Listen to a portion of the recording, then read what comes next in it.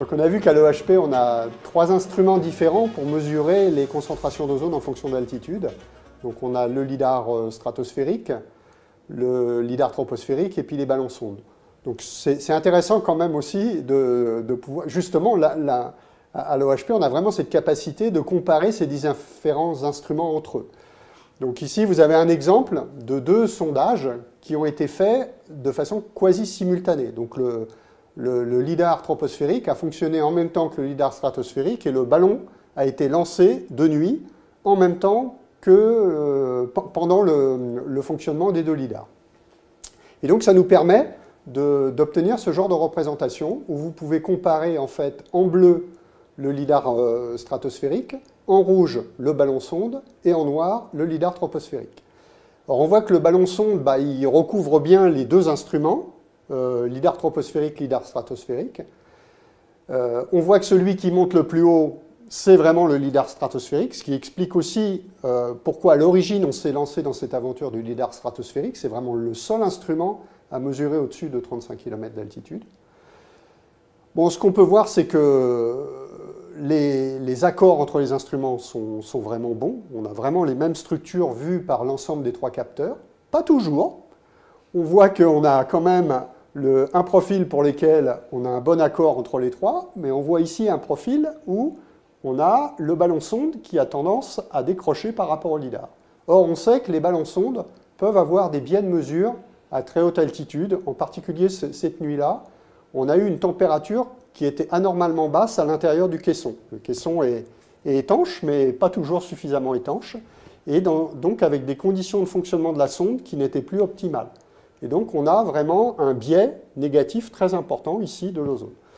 Donc on voit tout l'intérêt à nouveau de la présence du lidar ozone stratosphérique au-dessus de 25 km d'altitude. On voit aussi qu'il nous manque, sur le lidar troposphérique, il nous manque cette petite portion en dessous. J'ai parlé de ces problèmes de fonction de géométrie. On voit que sans les ballons sondes, en revanche, on aurait du mal à couvrir ici à l'OHP la zone entre 0 et 2,5 km d'altitude, là où se produit la majeure partie, en particulier, des phénomènes de pollution de basse couche. Voilà. Donc ça, ce genre de comparaison, on fait ça assez régulièrement aussi pour qualifier finalement les différents instruments qui sont utilisés ici.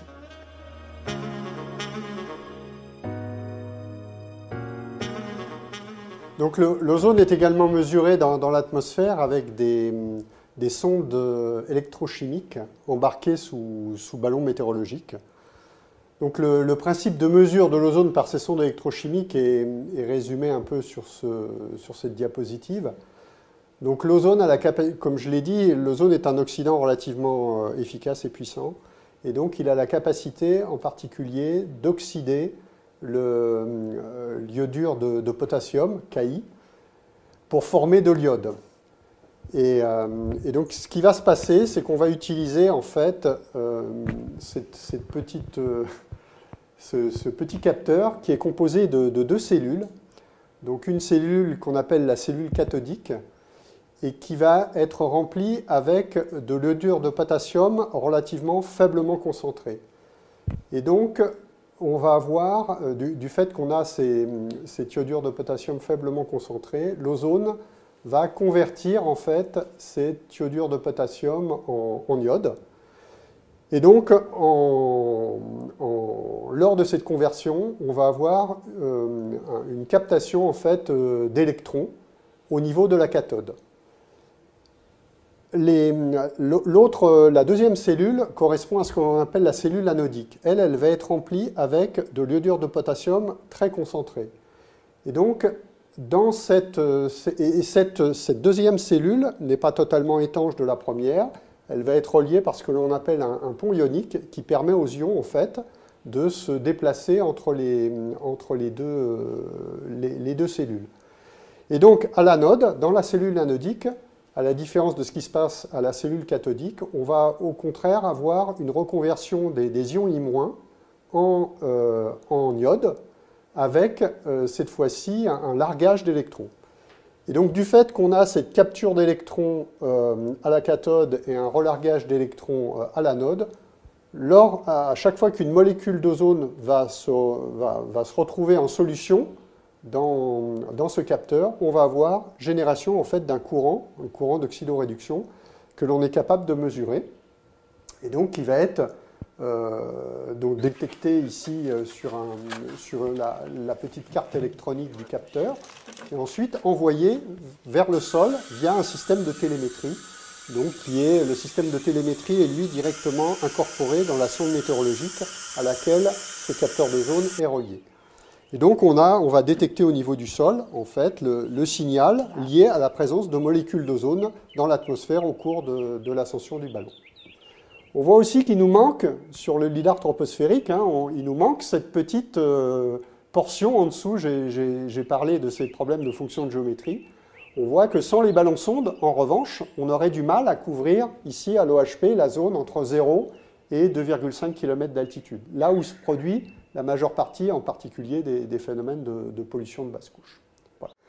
Alors, la quantité que l'on mesure, bon, c'est sur le lidar, peut-être, je ne l'ai peut-être pas bien détaillé tout à l'heure, mais ce qu'on mesure vraiment, c'est une concentration d'ozone.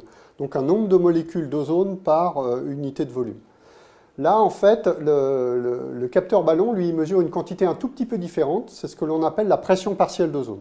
Or, cette pression partielle d'ozone, elle est relativement facilement reliée à la concentration d'ozone via l'équation des gaz parfaits. C'est ce que l'on voit ici. La pression partielle d'ozone, P2O3, est égale à la concentration d'ozone, O3, donc nombre de molécules par unité de volume, multiplié simplement par la température de l'air. Comme la température de l'air est également mesurée au cours de l'ascension du ballon par le capteur météorologique, on est capable donc d'avoir une quantité qui correspond exactement à celle mesurée par le lidar, donc la concentration d'ozone.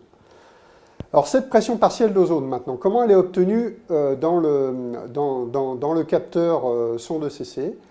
Eh bien, donc on a vu qu'il y a génération d'un courant d'oxydoréduction. Donc ce courant d'oxydoréduction, il est mesuré, mais pour vraiment restituer la pression partielle d'ozone, il est nécessaire de mesurer d'autres paramètres en parallèle.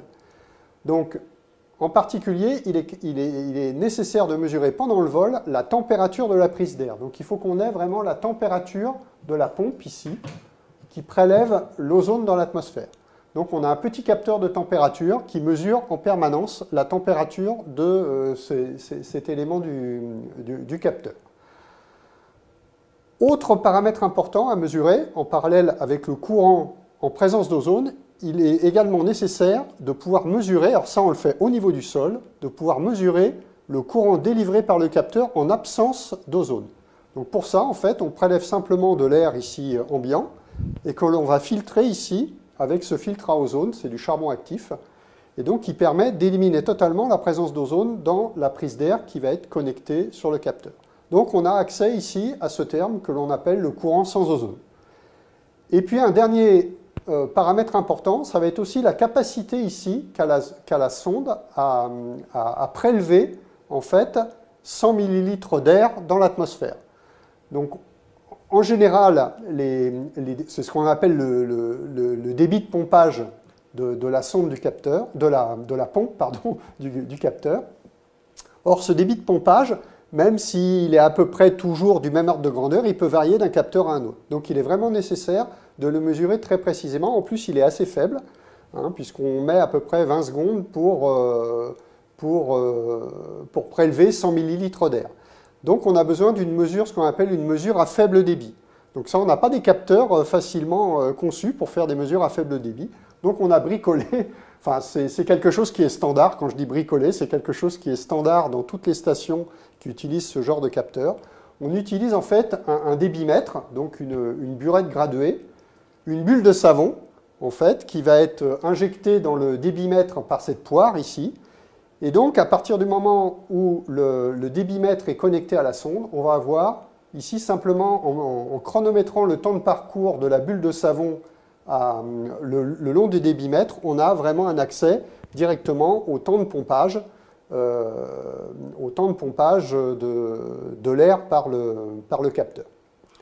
Donc ainsi, on a vraiment besoin de l'ensemble de ces paramètres pour pouvoir mesurer directement la pression partielle d'ozone. Là, il y a le capteur de température, là-dessous, il y a le capteur d'humidité.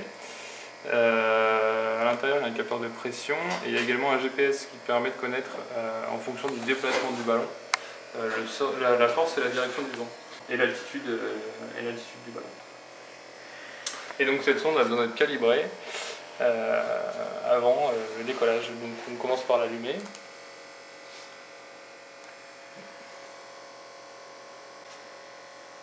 Donc voilà, elle a démarré. On la met dans le petit poste de calibration. Là on a une antenne sur le toit qui va recevoir les signaux du ballon pendant l'ascension du ballon. Et c'est reçu, donc elle est branchée à cet appareil-là, qui est branché à l'ordinateur et qui transmet toutes les données.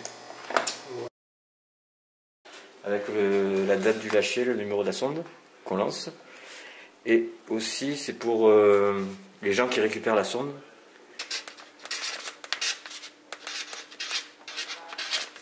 Et le numéro de la sonde. 37, 50.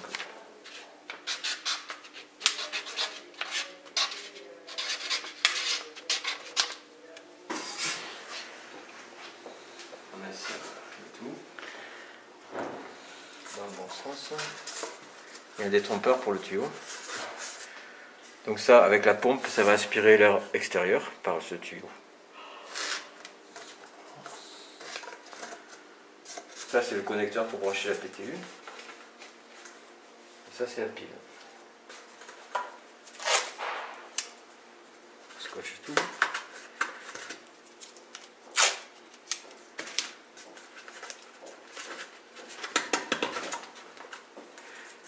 Et on met en marche.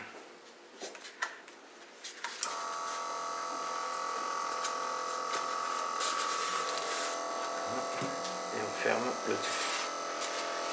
Il y a l'isolant plus un peu de chaleur fournie par la pile. C'est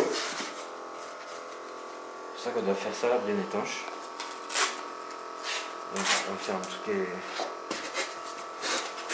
entrées d'air, sauf une entrée d'air ici. D'accord. Ça c'est pour mettre la PTU.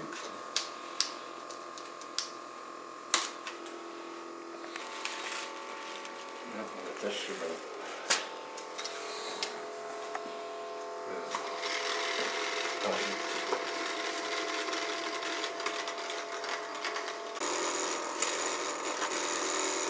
Voilà.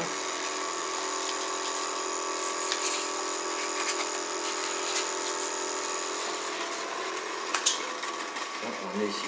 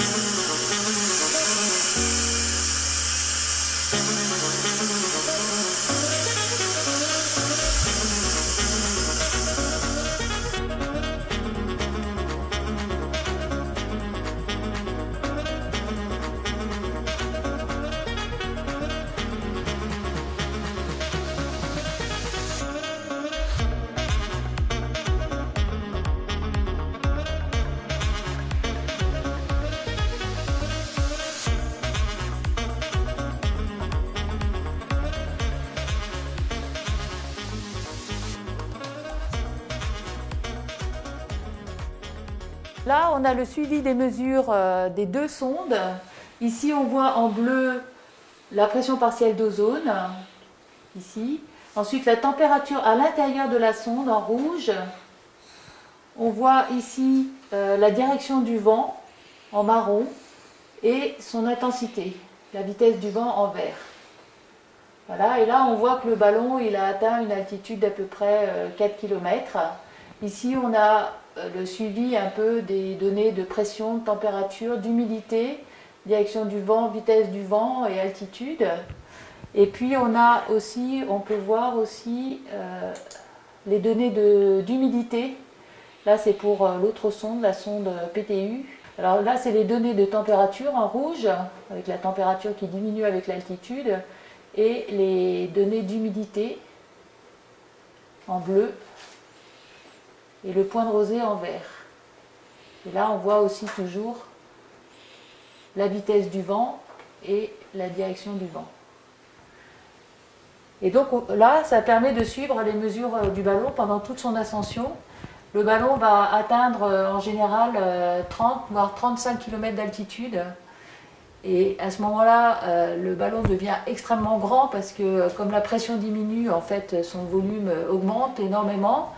Il atteint presque 12 mètres de diamètre. Et là, à un moment donné, le ballon, il éclate parce que son élasticité ne lui permet pas de s'étendre encore davantage. Donc il éclate. Et là, c'est la fin du sondage. Et là, il redescend. Et c'est le parachute qui va amortir la chute de la sonde. En général, on essaie de la récupérer et c'est pour ça qu'il y a toujours l'adresse de l'observatoire qui est écrite sur le boîtier de la sonde.